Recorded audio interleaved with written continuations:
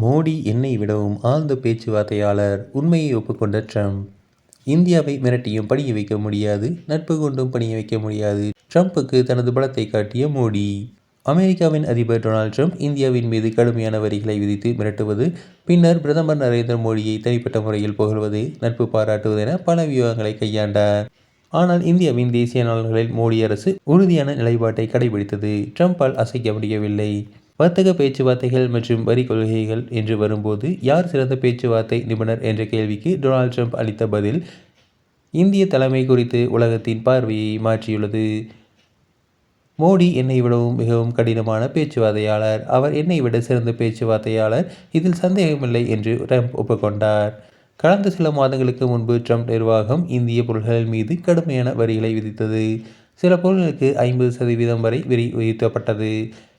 இது அமெரிக்க வேலைகளை பாதுகாக்கவே என்று வெள்ளை மாளிகை நியாயம் கற்பித்தாலும் நியாயமற்றது என்றும் ஏற்க முடியாது என்றும் இந்தியா கண்டித்தது.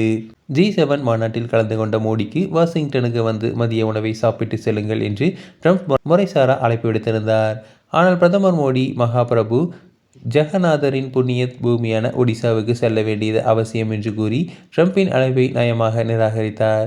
அமெரிக்காவின் வர்த்தக அழுத்தங்களுக்கு பணிய மாட்டோம் என்ற அமைதியான செய்தியை இந்தியா இதன் மூலம் வெளிப்படுத்தியது.